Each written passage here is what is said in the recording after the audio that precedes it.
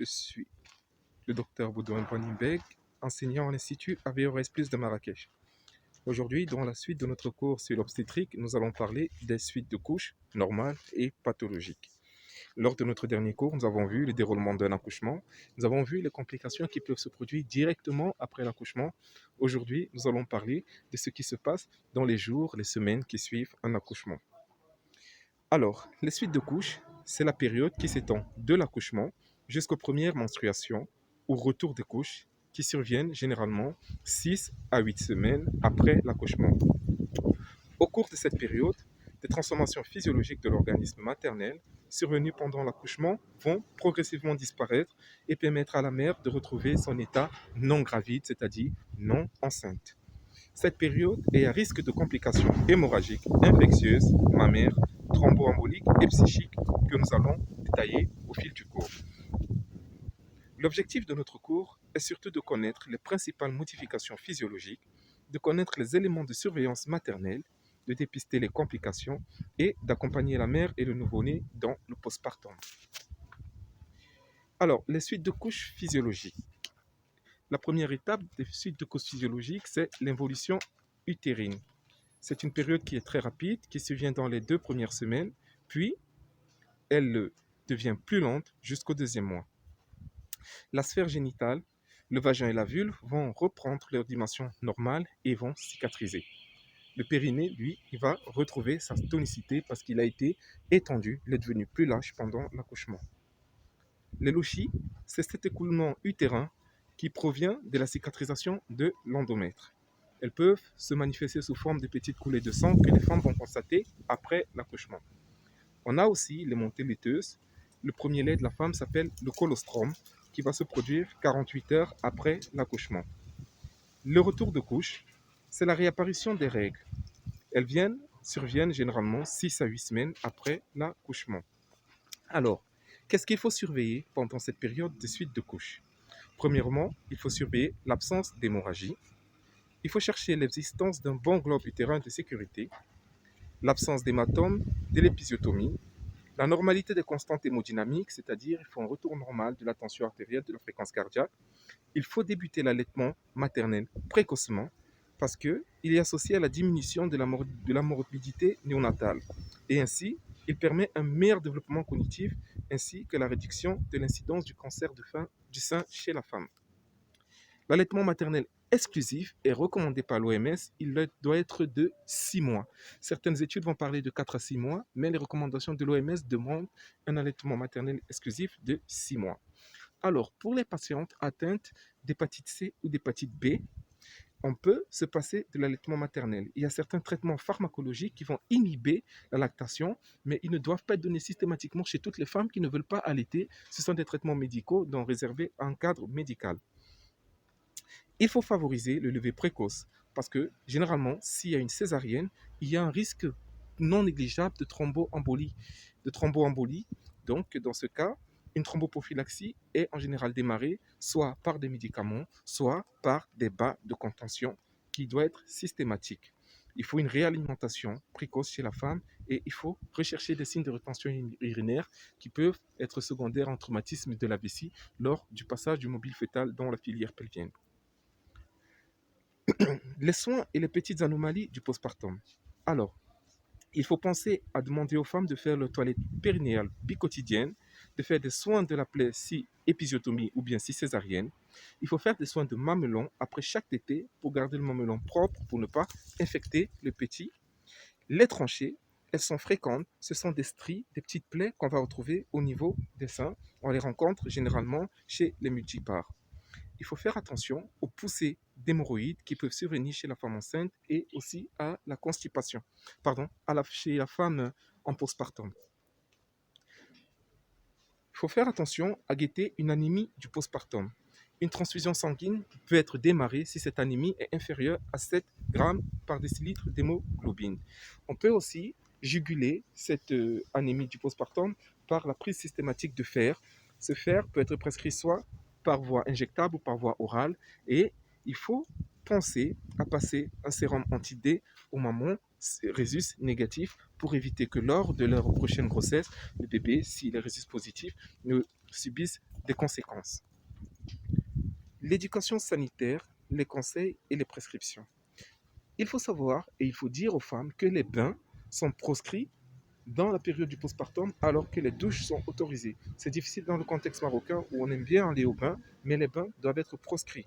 Les rapports sexuels, eux, pour maintenir une vie de couple, sont autorisés après 4 semaines de l'accouchement.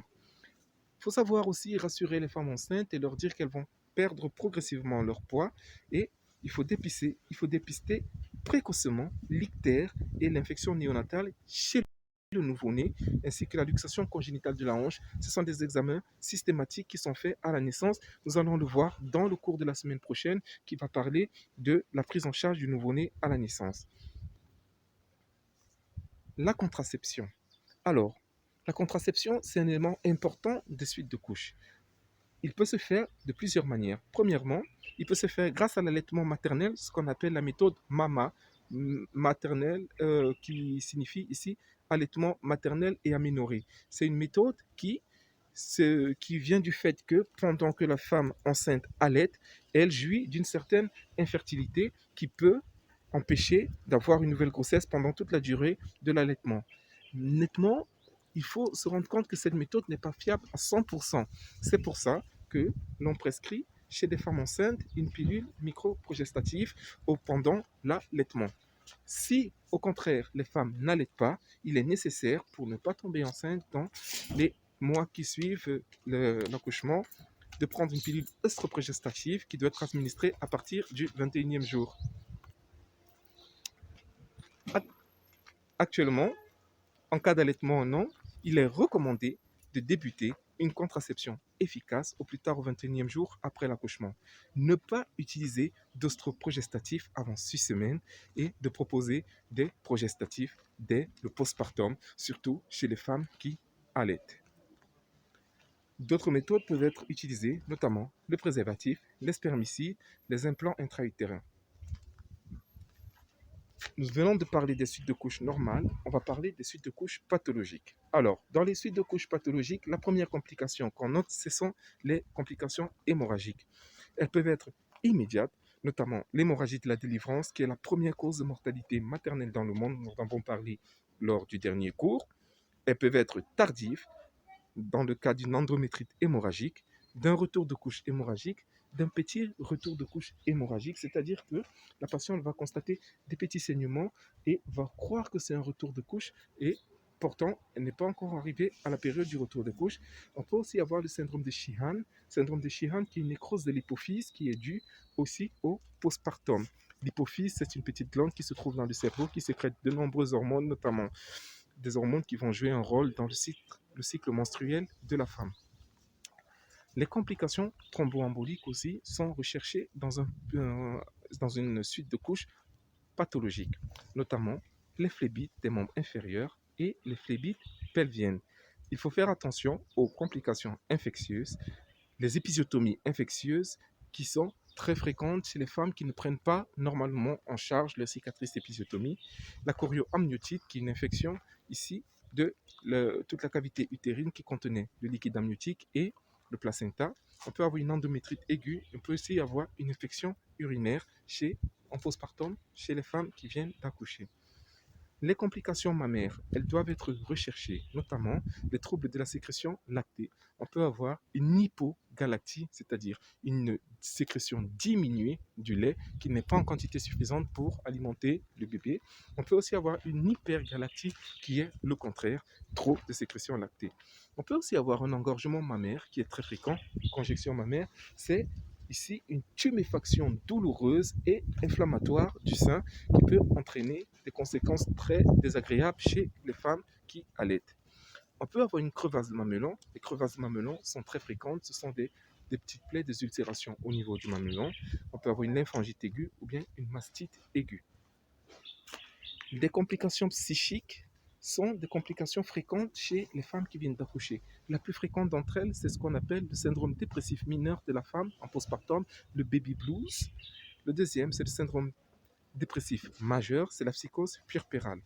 Alors, des interventions psychologiques et psychosociales pour les femmes enceintes à risque sont souvent nécessaires pour prendre en charge ces pathologies.